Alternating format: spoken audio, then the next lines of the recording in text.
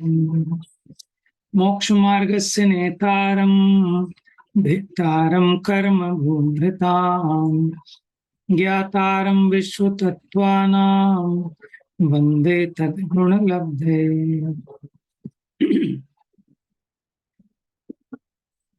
तो हमारी प्रसंग प्राप्त चर्चा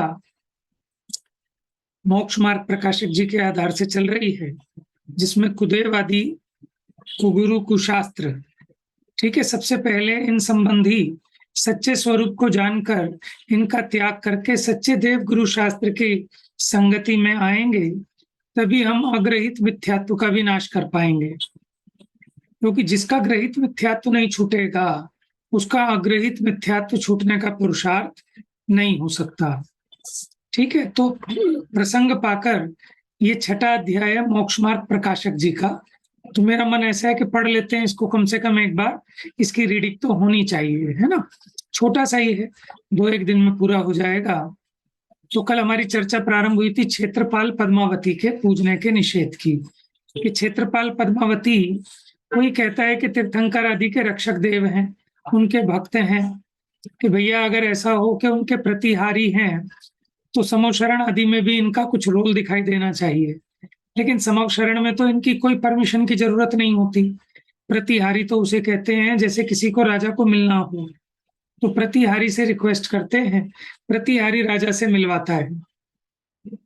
लेकिन समो शरण में तो ऐसा कुछ भी नहीं है।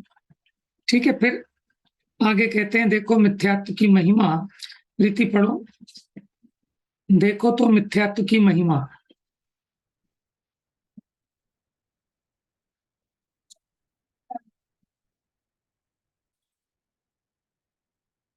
स्क्रीन दिख रही है सबको?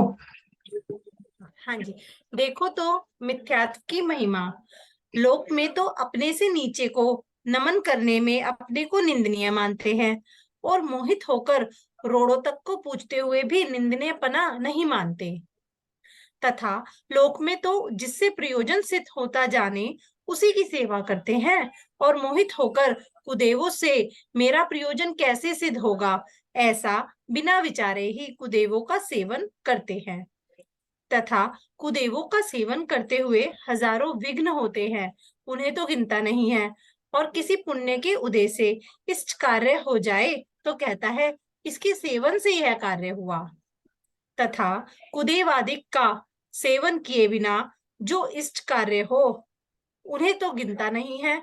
और कोई अनिष्ट हो जाए तो कहता है इसका सेवन नहीं किया इसलिए अनिष्ट हुआ। इतना नहीं विचारता कि इन्हीं के अधीन इष्ट अनिष्ट करना हो तो जो पूजते हैं उनके इष्ट होगा, नहीं पूजते उनके अनिष्ट होगा। परंतु ऐसा तो दिखाई नहीं देता।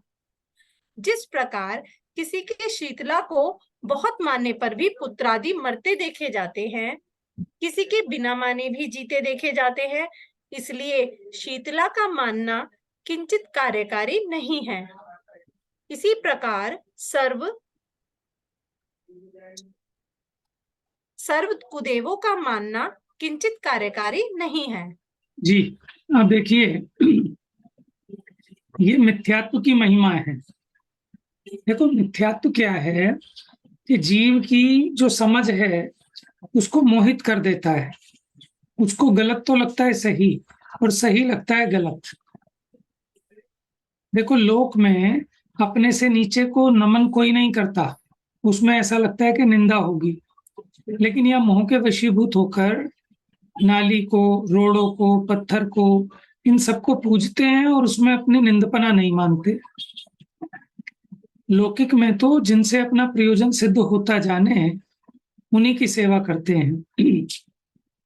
लेकिन यहाँ मोहित ऐसे हो गए कि कुदेवों से मेरा प्रयोजन सिद्ध कैसे होगा, इसका विचार किए बिना ही कुदेवों का सेवन करते हैं। और कुदेवों का सेवन करते हुए हजारों विघ्न होते हैं, ये साक्षात दिखाई देता है, उन्हें तो गिनता नहीं है। और किसी पुण्य के उदय से कोई इष्ट कार्य हो जाए तो कहता है कि इनकी कृपा से काम हुआ है, और अगर नहीं हुआ तो मेरी कोई गलती रह गई। तथा कुदेव आदि का सेवन किए बिना जो इष्ट कार्य हों, माने उनकी सेवा किए बिना भी बहुत सारे इष्ट कार्य होते हैं, उनको तो गिनता नहीं, और कोई अनिष्ट हो जाए तो कहता है इनका सेवन नहीं किया इसलिए अनिष्ट हो गया। माने इसकी बुद्धि में इस प्रकार की बात भर गई ना, माने हर चीज के पीछे उसको वही कारण दिखाई देता है। जैसे किसी की शादी थी, अब उसमें मान लो किसी को चोट लग गई, कोई जीने से फिसल गया, तो क्या सोचते हैं कि हमसे कोई भूल चूक हो गई, कोई दही पितरों का हमने निकालने में गड़बड़ी कर दी, ठीक है, वहां उसका ध्यान जाता है बस। और अगर काम ठीक हो जाए तो भी ये सोचता है कि मैंने कुदेवों की पूजा की थी इसलिए मेरा काम बढ़िया हो गया।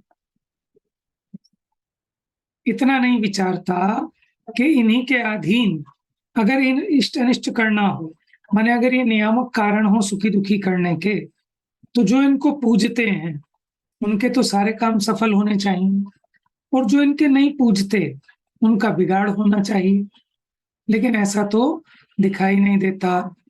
देखो शिखर जी की यात्रा जाते हैं ना, तो शिखर जी के पहले मुझे नाम याद नहीं, क्या बोलते हैं उसको, तलहटी में पहले एक मंदिर है, तो लोग कहते हैं सबसे पहले उसको पूछ के फिर ऊपर पहाड़ पे चढ़ते हैं। पता नहीं भैरव का, भैया भूमिया हाँ बाबा बोलते भूमिया हैं, जी, भूमिया बाबा। राइट। भैरव का तो वैष्णो देवी वाले मानते हैं, भूमिया जी। तो वो कहते हैं उनका करके जाएंगे तो यात्रा होगी, नहीं तो कुछ ना कुछ विघ्न आ जाएंगे। तो ये नहीं विचार करता कि कहीं कहीं जो पूज पूज के जाते हैं उनके भी विघ्न आते देखे जाते हैं, और जो नहीं पूजते उनकी भी यात्रा निर्विघ्न संपन्न होती है। तो वो कोई नियामक कारण तो है नहीं। लेकिन जब इसकी तीव्र मिथ्यात्व का उदय होता है, मोहनीय की तीव्रता होती है, तब इसको सही गलत का विचार नहीं आता। माने पक्षाग्रह से ग्रसित होकर चलता है। औरों की बात छोड़ो, माने अपने जैन में भी और जैनियों में भी मान लो कोई ये कहता हो कि हम शुद्ध आमनाय के हैं, हम तेरापंथी आमनाय के हैं, उसके बावजूद भी अगर इसको किसी व्यक्ति का पक्ष है तो वो गृहीत मिथ्यात्व की कोटि में जाएगा। समझ में आया? जैसे कोई कहे कि अंध भक्त होकर कि मनोज भैया ने कही है इसलिए हम तो ऐसे ही मानेंगे, दूसरा नहीं मानेंगे, भले ही वो सही भी हो, लेकिन आप व्यक्ति के पक्षपात से उस बात को सही मान रहे हैं तो ये गृहीत मिथ्यात्व की कोटि में जाएगा। समझ में आया? तो इसलिए कभी भी व्यक्तिवाद नहीं है अपने यहाँ। हमारे यहाँ इसलिए नमो और हंतानम है, नमो महावीराय नहीं लिखा महामंत्र में। क्यों? कि हमें बुद्ध वीर जिन हरिहर ब्रह्मा, या उसको महावीर कहो। क्या क्या गुण होने चाहिए? जिसने राग द्वेष कामादिक जीते, सब जग जान लिया, सब जीवों को मोक्ष मार्ग का निष्प्रय हो उपदेश दिया। ये तीन गुण हो गए ना, वीतरागता, सर्वज्ञता और हितोपदेशीपना। अब ये क्वालिटी जिसमें हो, अब आप चाहे उसे बुद्ध कहें, वीर कहें, हरिहर कहें, ब्रह्मा कहें, महेश कहें, हमें उसमें कोई आपत्ति नहीं है, लेकिन स्वरूप ये होना चाहिए। समझ में आया? अब जो वीतरागता की पोषक हो, पूर्वापर जिसमें विरोध ना आता हो, है माने वस्तु के स्वरूप के अनुकूल हो, अब उसको कोई भी कहे हमें कोई आपत्ति नहीं है, ठीक है ना। अगर हम व्यक्ति के साथ पक्ष करते हैं तो फिर वो गृहीत मिथ्यात्व की श्रेणी में जाता है, क्योंकि व्यक्ति छदमस्त है। छदमस्त के वचन प्रामाणिक नहीं है। छदमस्त के वचन भी अगर सर्वज्ञ के वचनानुसारी हैं तब उनकी प्रामाणिकता है, नहीं तो उनकी कोई प्रामाणिकता नहीं है।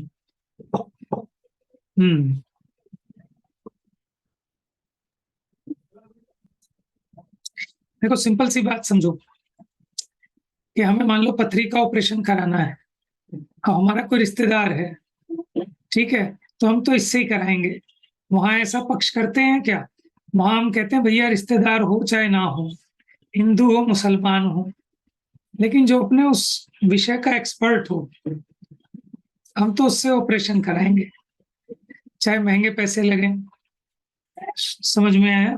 लेकिन धर्म क्षेत्र में ऐसी बुद्धि को, ठीक है, खो बैठा है, ऐसे मोह की तीव्रता है, यहाँ विचार नहीं करता कि मुझे मेरा कल्याण करना है, क्योंकि पद्धति बुद्धि से प्रवर्तन करता है ना, सोच विचार कर प्रवर्तन करे, तब तो ये भूल नहीं होगी। देखो, ऐसे भी लोग हैं कि वैसे सरदार हैं, लेकिन अपने जैन धर्म को मानते हैं, कन्वर्ट हो गए। बहुत सारे लोग ऐसे हैं, वैष्णव मत वाले हैं, लेकिन उनको जैन धर्म की ऐसी श्रद्धा हो गई, तो वो परीक्षा प्रधानी है। उन्होंने सोच विचार कर कि मेरा कल्याण किसमें होगा। सुख इच्छाओं की पूर्ति में नहीं, इच्छाओं के अभाव में है। उनको ये समझ में आया। तो हम स्वयं राग द्वेष से दुखी हैं, तो हमारे जो स्वयं रागी द्वेषी हैं, वो हमारे प्रेरणा स्रोत कैसे हो सकते हैं, वो हमारे आदर्श कैसे हो सकते हैं, वो तो हमारे ही जैसे हैं। समझ में आया ना? तो जो जीव विवेक पूर्वक विचार करता है, तो उसका ग्रहित मिथ्यात्व अपने आप छूट जाता है।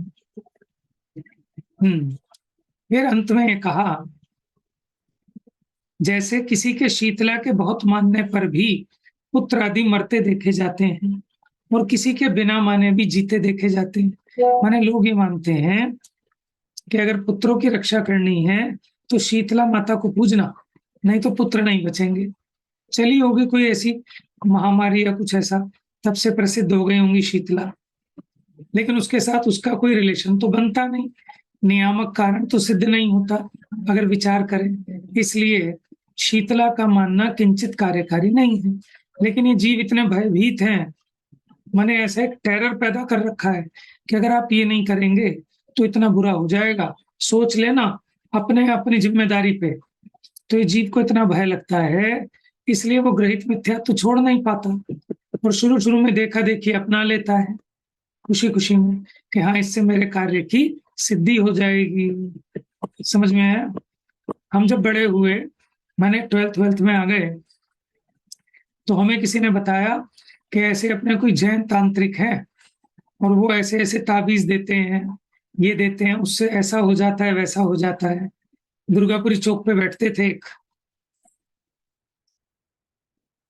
ठीक है, और जैनी है लेकिन सबका दरबार लगाते हैं, और लोग बहुत जाते हैं पूछने, उनका आशीर्वाद लेने, कटोरी वटोरी में पानी वानी डाल के ताबीज वाबीज देते हैं। तो हमने कहा तो बहुत बढ़िया चीज है, हम भी लेके आएंगे, फिर हम भी गरीब से अमीर हो जाएंगे, ठीक है, हमारी नौकरी लग जाएगी, ये हो जाएगा, वो हो जाएगा।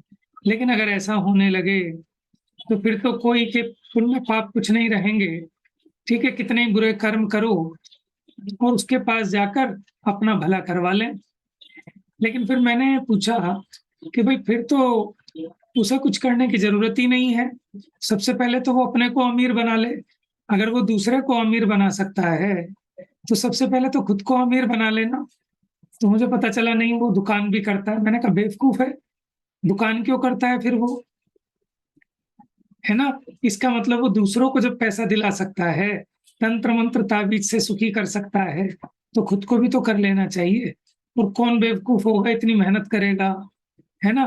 क्योंकि लोगों से पैसे वैसे आते हैं, इसलिए वो कर रहा है।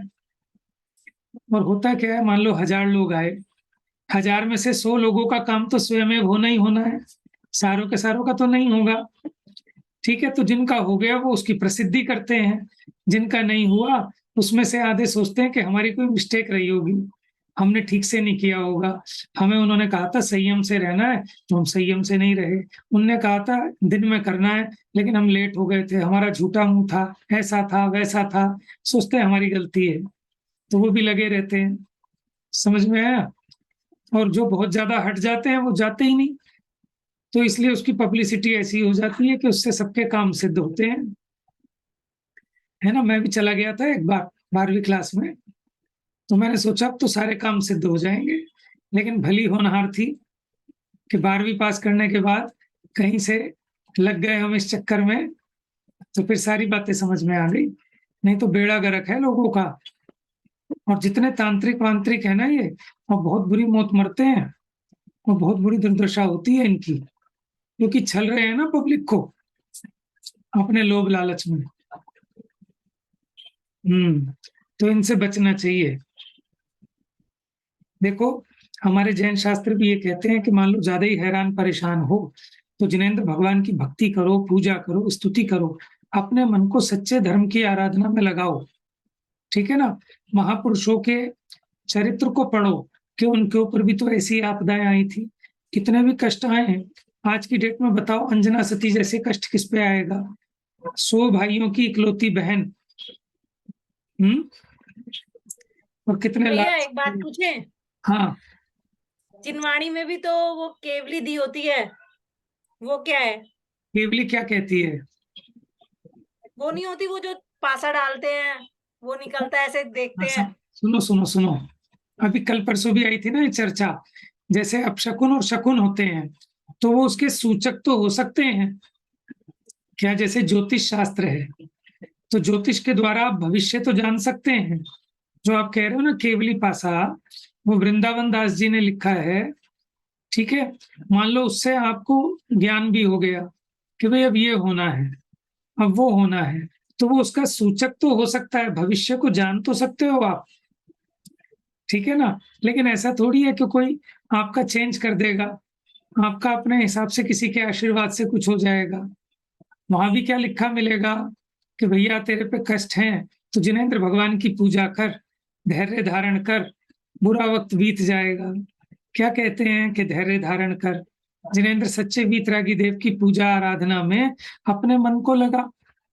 वो ये तो नहीं कहते जैसे ये अन्यमति कहते हैं कि ऐसे वहां जाइयो, 100 रुपए का प्रसाद चढ़ा के फिर उस पर ऐसे करके ये ताबीज करके पानी पी लियो, ऐसा कर लियो, वैसा कर लियो। माने वहां तो कि देखो, जब जीव ज्यादा दुखी होता है ना, तो उसको सांत्वना दे सकते हैं, बस कर कुछ नहीं सकते। अब उसको सांत्वना कैसे दें? मान लो किसी के कैंसर हो गया और कोई हमारे आगे अपना रोना रोए, तो हम क्या कहेंगे कि चिंता मत करो, ठीक हो जाओगे। आप एक काम करना। एक क्वेश्चन। हाँ, 1 मिनट, अभी लेता हूँ। तो हम क्या कहेंगे उससे कि भैया मंदिर जाया करो, एक माला कर लिया करो। हमको भी पता है कि माला करने से कुछ नहीं होगा ज्यादा। अब क्या करें? उसे कुछ ना कुछ तो उपाय चाहिए ना। तो जिस प्रकार उसको थोड़ी शांति मिले, क्योंकि अभी उसकी कषाय की भी तीव्रता है, पाप का उदय तीव्र है। अभी ऐसे में ज्यादा हाथ पैर मारेगा, माने जैसे कोई दलदल में गिर गया। अब दलदल में गिरने पर जितने हाथ पैर मारेगा उतना जल्दी नीचे जाएगा। तो वहां कहेंगे भैया थोड़ी देर शांति कर, टिका रहे, अभी कुछ अरेंजमेंट करते हैं, तो इतने थोड़ा काल मिल जाएगा। तो मेन बात यही होती है, जब तीव्र पाप का उदय आए तो जीव को किसी भी प्रकार होता क्या है, विनाश काले विपरीत बुद्धि। जब पाप का उदय तीव्र आता है ना, तो ये ज्यादा पुरुषार्थ करता है तो सब उल्टा उल्टा पड़ता है, ठीक है ना। कोई इसको बता देगा वहां चला जा, वो कोई तांत्रिक है उसके पास चला जा, ऐसा कर ले वैसा कर ले, एक जुआ खेल ले, तो उसका और नुकसान में नुकसान होता है। तो वहां तो किसी प्रकार कैसे करके जीव का वो काल बीत जाए और ये सच्चे धर्म में लग जाए, उसके लिए उसे संतुष्टि मात्र कुछ उपाय अधिक बता दिए जाते हैं करुणावश। हाँ अभिषेक, पूछो भाई। यहाँ पे क्वेश्चन ये है कि जैसे अपने धर्म में कहते हैं कि ज्योतिष शास्त्र तो है ही, तो जिनको थोड़ी सी समझ होती है वो आगे का नियर फ्यूचर देख के, जिसको जैसी जैसी समझ होती है वो वैसा वैसा देख के हमें बता देते हैं कि हाँ ये होने वाला है, या ये हो सकता है, ये नहीं हो सकता। सही है। लेकिन केवली, जो अभी केवली की बात कर रहे थे, वो केवली तो अपनी जिनवाणी में आई है, और वो तो प्योर प्रोबेबिलिटी है कि इतने इतने सेट ऑफ सीरीज बन सकती हैं, वो आएंगे तो ये हो जाएगा। तो वो तो पॉसिबल ही नहीं है, मतलब वो तो सिर्फ प्योर प्रोबेबिलिटी ही है। तो वो कैसे, मतलब अपनी जिनवाणी में कैसे? प्रोबेबिलिटी किसमें कह रहे हो, ज्योतिष में या केवल ज्ञान में?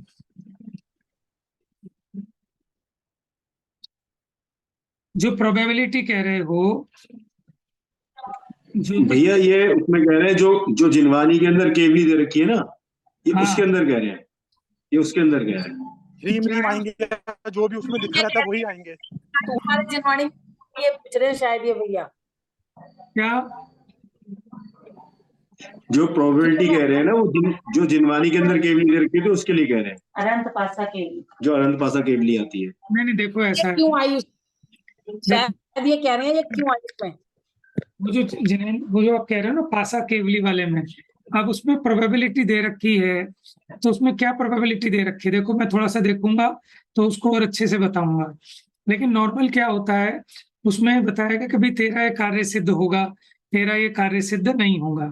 एक बात ठीक है, इसमें तो कोई प्रोबेबिलिटी नहीं हुई, फिर भी वो कहते हैं कि नहीं, प्रोबेबिलिटी है अजय जी, उसमें प्रोबेबिलिटी ये है कि वहां पे हमें 3 बार या 9 बार डालना होता है। तो हाँ, वो डाला, फिर उसके हिसाब से अपना आंसर जाके देख लो कि आपके 3 बार ये आए हैं, तो आपके साथ ये हो सकता है। तो वो तो प्योर प्रोबेबिलिटी ही तो है उसमें, और है ही क्या।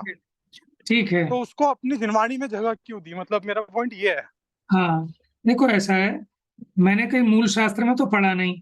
ये जो पूजन पाठ प्रदीप है, ये संग्रह ग्रंथ संग्रह है, एक तरह से संकलन है, ठीक है ना? कहीं मूल शास्त्र में हमें तो पढ़ने में नहीं आई, लेकिन यहाँ जो संकलन किया, वहां नाम लिखा हुआ है वृंदावन दास जी का। अब कौन से वृंदावन दास जी हैं, ठीक है, किसने क्या है, तो उसके बारे में हम कह नहीं सकते देखो ज्यादा। लेकिन अपने यहाँ जैसे ज्योतिष ज्ञान है या कुछ है, वो प्रोबेबिलिटी नहीं है। अगर किसी को सही उसकी विद्या का ज्ञान है, तो उससे बताया जा सकता है, जैसे हस्तरेखा विज्ञान से, सूर्य चंद्रमा आदि की गति से, यहाँ तक कि आपका मस्तक देखकर भी बताया जा सकता है। अब उस प्रकार की कोई ऐसी विद्या हो, तो मैं उसका कह नहीं सकता, क्योंकि किसी शास्त्रादिक में पढ़ने में नहीं आई, या उस प्रकार के शास्त्र भी हमारे ज्ञान का विषय भी नहीं बने होंगे भी। मंत्र शास्त्र इस तरह के शास्त्र होते हैं, लेकिन वो अपने उसमें गति नहीं है। तो हम प्योरली ये नहीं कह सकते कि प्रोबेबिलिटी के ऊपर है। देखो बहुत सारी विद्याएं ऐसी होती हैं, जैसे वो आपके वो चलते हैं ना आजकल कार्ड वाले, क्या बोलते हैं उसको, वो कहते हैं कार्ड निकालो इसमें से, टैरो रीडर। है। Tarot reader. अच्छा, टैरो रीडर। ऐसे ही पहले तोते वाला होता था, ये वो तोता होता था। तोता वो एक पत्ता निकालता था उसका। तो हम कह नहीं सकते कि हो सकता है उस प्रकार की विधि हो। खैर, तो हम उस पे जिसको ज्ञान ना हो उसके लिए तो ज्योतिष ज्ञान भी प्रोबेबिलिटी है। हाँ अब बिल्कुल। इसकी भी तो विधि लिखी है ना इन्होंने पूरी, कि किस तरह मंत्र पढ़ने, किस तरह डालना। तो तो ऐसा उससे है, बस ये अंदाजा ही तो लगता है। ये सब चीजें क्या है कि जब जीव को तीव्र आकुलता हो, तीव्र बेचैनी हो, तो उसको एक थोड़ी सी सांत्वना पड़ जाती है बस। ठीक है, एक तरीके से मन बहलाने का साधन है। समझ में आया ना? हम उस पर बहुत ज्यादा रिलाय नहीं कर सकते, जब तक कि कोई सच्चे गुरु ना हो उसके जानकार। भैया अपनी विशुद्धि लेवल पे भी तो नहीं कर पाते ना, चाहे हम अपना जानने की कोशिश भी करें, जो विशुद्धि वहां चाहिए वो विशुद्धि हमारे अंदर हो ही नहीं पाती, तो कहाँ से प्योरिटी मिलेगी अपने को। और एक बात और बताऊं, ये जो इस प्रकार की चीजें हैं ना, जैसे कहीं कुछ ऐसे शास्त्रों में है कि अगर कोई ऐसा प्रश्न पूछे, तो उसमें स्वर का भी हिसाब होता है, कि अगर आपका सूर्य स्वर चल रहा है कि चंद्र स्वर चल रहा है, और अगर ऐसा लक्षण दिखे, तो उसका ये फल होगा। मैंने किस शास्त्र में पढ़ा है ये सब, पता नहीं, सुदृष्टि तरंगिणी में है या किस में है। तो ये देखो हम, सुदृष्टि तरंगी नहीं है भैया। हाँ, इस प्रकार की विद्याओं के क्योंकि हमको ज्ञान नहीं है, तो हम उसके बारे में ज्यादा कुछ नहीं कह सकते। लेकिन ऐसे आपको बताऊं, ऐसे निमित्त ज्ञान होता है, अक्षर विद्या होती है, सामुद्रिक शास्त्र की विद्या है, माने आपकी आंखों को देखकर बता देंगे आपका भविष्य। ठीक है, हो सकता है उसी की एक विधि हो। तो इसलिए जब तक हमें पूरा ज्ञान ना हो, तो हम किसी चीज को भैया नकार भी नहीं सकते और स्वीकार भी नहीं सकते। जी एक बार संजीव गोदा जी ने भी तो एक बात बताई थी, अपनी सच्ची बात बताई थी कि एक उनके यहाँ कोई ज्योतिषी जानने वाले थे, वो किसी शादी में गए, तो जैसे सबसे पहले दूल्हा आता है ना, तो दूल्हे को वो तिलक करते हैं ना, वो आरता उतारते हैं जो तिलक करते हैं, तो वो तिलक करा उसका, फिर उसके बाद थोड़ी देर बैठता बैठता है दूल्हा, थोड़ी मतलब फेरे वेरे पड़ने में तो काफी देर पड़ जाती है। तो जब फेरे पड़ने का जयमाला का टाइम आया ना, मतलब लड़की भी थोड़ी देर में आती है, वो पूजा वूजा नहीं होती, क्या बोलते हैं उसे, बटेरी की। क्या कोई बटेरी की हम्म, तो इतनी फिर की तो बाद में आती है। तो इस बात को लड़की के आने के देर उसमें 2 घंटे बीत चुके थे, लड़के का जो तिलक हुआ और लड़की के आने के बीच में 2 घंटे बीत गए। तो जैसी लड़की आई तो उसने वरमाला डालने के लिए, तो एकदम वो पंडित जी वहीं खड़े हुए थे, तो उन्होंने कहा रुक जाओ, ये लड़का ज्यादा से ज्यादा 2 घंटे में मर जाएगा, इसको वरमाला मत डलवाओ। तो सब कहने लगे कैसी बातें कर रहे हैं, लेकिन फिर भी लड़की का बाप समझदार था, उसने कहा 2 घंटे की तो बात कह रहे हैं, 2 घंटे रुक जाओ, चलो कोई नहीं, 2 घंटे इधर उधर की बातों में टाइम वेस्ट कर दिया उन्होंने। लड़की को जी ये हो रहा है, वो हो रहा है, फलाना हो रहा है, और बिल्कुल 2 घंटे बाद एग्जैक्टली वो लड़का एकदम बैठा बैठा उसको हार्ट अटैक आया और वहीं मर गया वो। तो उन्होंने बताया कि ये सब चीज होती है। फिर बाद में उन्होंने ये भी बात बताई कि वो जो खुद ज्योतिषी जी थे, उनकी खुद की 3 लड़कियां थी और तीनों में से कोई विधवा हो गई, किसी का तलाक हो गया, किसी का कुछ हो गया।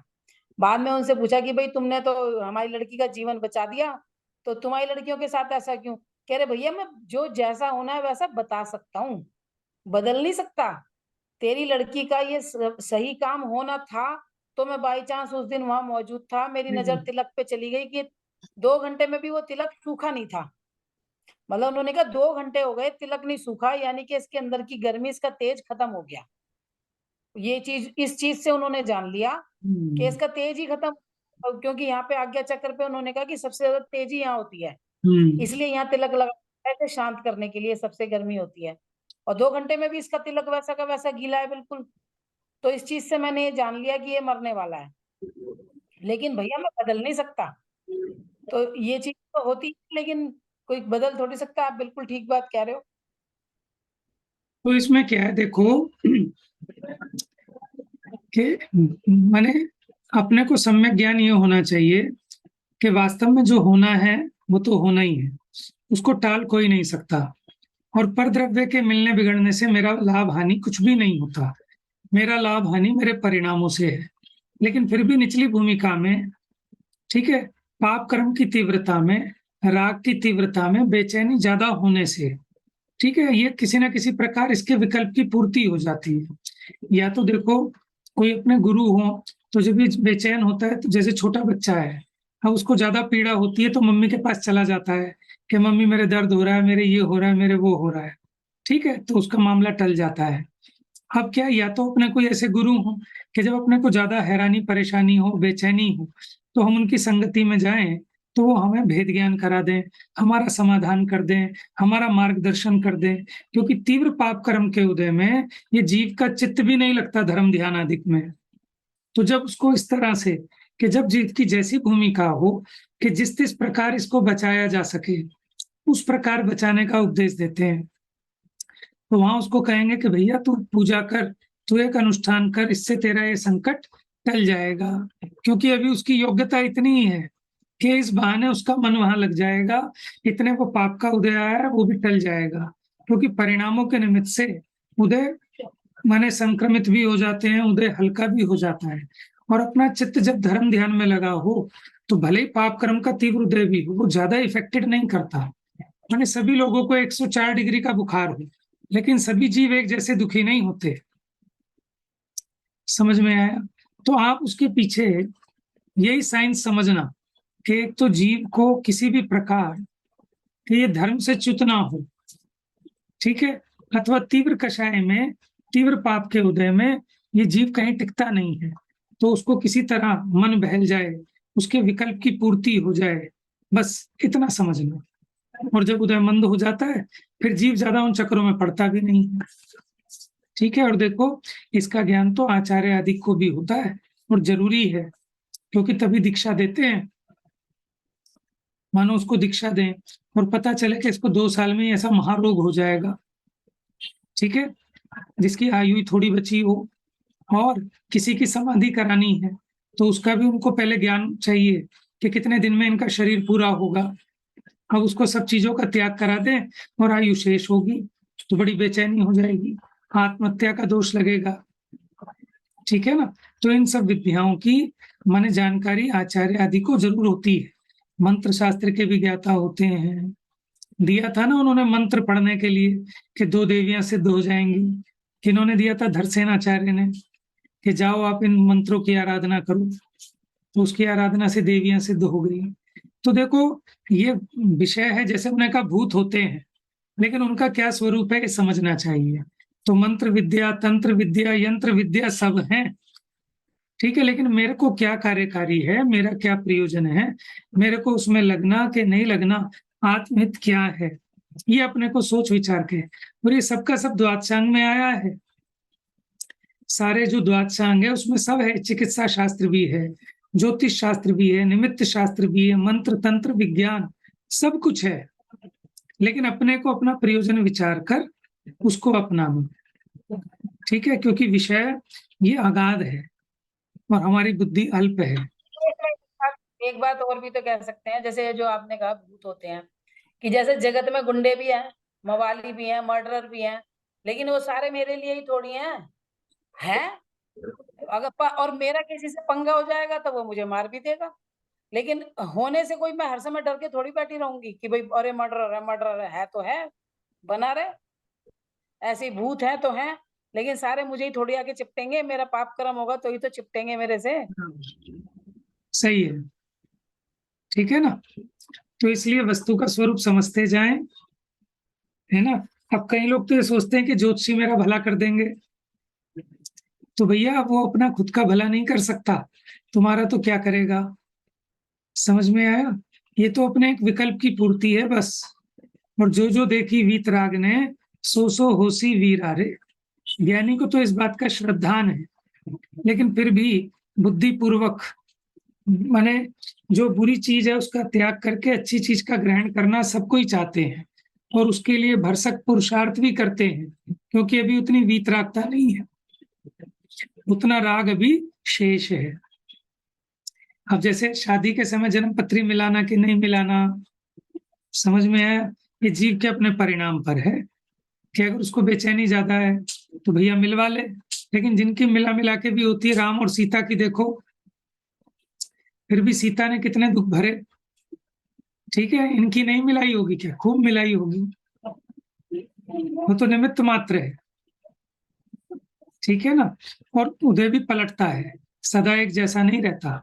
अभी आप आज जो ग्रहों की दशा देखकर आप जो बताओगे भविष्य, ठीक है, हाथ की रेखाएं भी चेंज हो जाती हैं, उनकी चाल में भी परिवर्तन आ जाता है। तो बाकी सब तो सदमस्त के ज्ञान है ज्योतिष आदि, लेकिन एक केवल ज्ञान है जो बिल्कुल प्रामाणिक, ठीक है। अभी जैसे ज्योतिष ज्ञान के वो कैलकुलेशन का ज्ञान है कि उनकी नक्षत्रों की, ग्रहों की चाल के हिसाब से कैलकुलेशन है, ठीक है। लेकिन जो केवल ज्ञान है वो बहुत स्पष्ट और एग्जैक्ट है, इसमें तो चूक हो सकती है। ज्योतिषी माने कोई अवधि ज्ञानी मुनिराज आपकी सत्ता में कर्म प्रकृति को देखकर बता देंगे कि आपका ऐसा होगा, लेकिन उसको ये नहीं पता अभी कि बीच में आपके परिणामों में इतना परिवर्तन आने से आपकी कर्म प्रकृतियां भी पलट जाएंगी, उसके हिसाब से चेंज हो जाएगा। लेकिन केवली भगवान से पूछोगे तो वो एकदम यथार्थ बता सकते हैं, ठीक है ना। इसलिए अपने को इन चीजों में ज्यादा समय नहीं खराब करना चाहिए अपने को तो। भैया जी भैया केवल ज्ञान भी तो बता ही पाते हैं, बदल तो वो भी नहीं पाते केवल ज्ञानी भी, नहीं बदल वो भी सकते, तो सिर्फ बताए। कोई नहीं बदल सकते। बदल मैं ही सकती हूँ अपने, मैं खुद बदल सकता हूँ बस अपने लिए, और कोई दूसरा मेरे लिए कुछ नहीं कर सकता। सही बात है। और वो भी अपनी अपेक्षा, हमको लगता है कि हमने बदल लिया, लेकिन अगर केवल ज्ञानी भगवान से पूछो तो उनको पता था कि पहले इसका ऐसा उदय था, फिर ये इस लाइन में लग जाएगा, फिर इसको वैराग्य हो जाएगा, फिर इसका उदय पलट जाएगा। केवली भगवान को पता है, हमको पता नहीं है, ठीक है ना। तो विषय तो बहुत गहन है। देखो जितना जितना हम जानते जाएंगे उतना उतना उसकी गहराई पकड़ में आती है। ऊपर से दिखने पर समुद्र ऐसा लगता है कि उथला सा है, लेकिन जब उसके भीतर प्रवेश करते हैं तब समझ में आता है कि भैया ये तो और आगे है। फिर और आगे बढ़ते हैं तो समझ में आता है तो बहुत आगे है। ऐसे शास्त्र रूपी समुद्र अगाध है, इसकी पार नहीं है। तो क्या करना कि अपना प्रयोजन साध लेना, ठीक है। तो अपने समय को बचाकर यहाँ लगाने लायक है।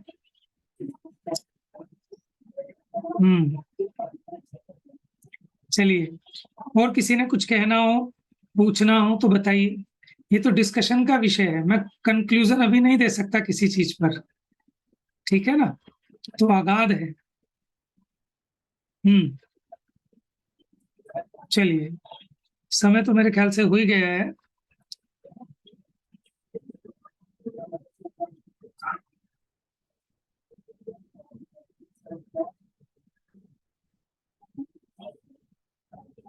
जी।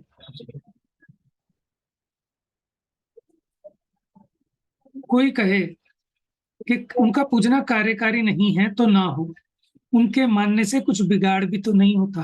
देखो सब लोग यही समझते हैं कि सब हम तो बालाजी भी चले जाते हैं, हम तो खाटू श्याम भी चले जाते हैं, हम तो शिरडी भी चले जाते हैं, हम तो वैष्णो देवी भी चले जाते हैं, कि कुछ फालतू ही तो कर रहे हैं, जैन मंदिर भी जाते हैं, भले ही कार्यकारी ना हो, लेकिन नुकसान तो कुछ नहीं है, राजी तो सबको करके चलना चाहिए। उत्तर, यदि बिगाड़ ना हो तो हम किस लिए निषेध करें? कि हम कोई पागल हैं क्या? अगर कुछ बिगाड़ नहीं होता तो हम इतना टाइम अपना क्यों खराब करते? हम क्यों निषेध कर रहे हैं? क्योंकि इनसे बहुत बिगाड़ होता है। परंतु एक तो मिथ्यात्ववादी दृढ़ होने से मोक्ष मार्ग दुर्लभ हो जाता है। पहला क्या है कि जीव अनादि से ही मिथ्या दृष्टि है और इसका मिथ्यात्व और अधिक पुष्ट हो जाता है। पहला तो ये बिगाड़ है। और दूसरा, पाप बंद होने से आगामी दुख पाते हैं, ये बिगाड़ है कि तीव्र पाप का बंध होता है। रागी द्वेषी की उपासना करने पर उनको पत्थर की नौका के समान कहा है। किनको?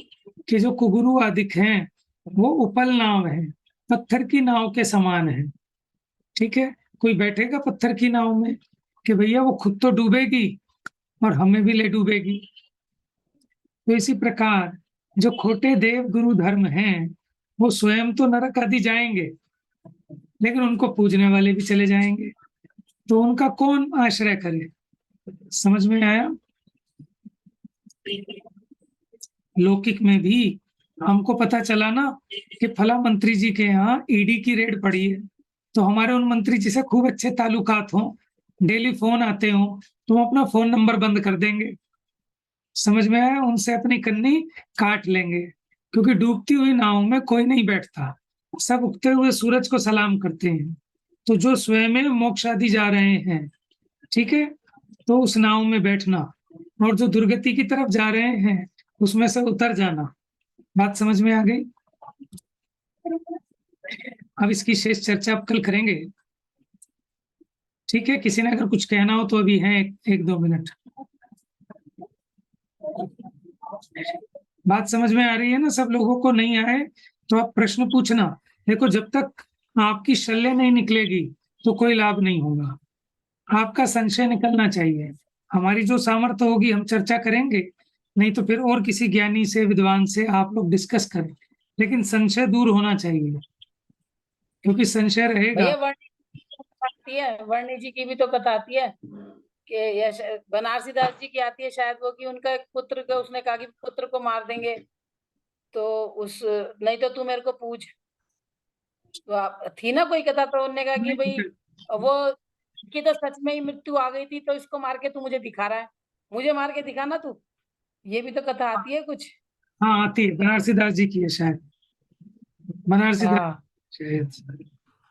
कि घर में उनके इतने कलेश हुए, सबने कहा कि देखो तुम मान नहीं रहे, देख लो उनने बच्चा मार दिया, तो वो गेहूं के उसमें उसमें मिला था, गेहूं के ड्रम में मरा हुआ बच्चा, तो उसने कहा इसकी तो मौत ही आ गई थी, तो तू कौतूहल करके दिखा रहा है, मुझे हाँ मार के दिखाना तो मान तुझे। सही बात है, क्योंकि आयु कर्म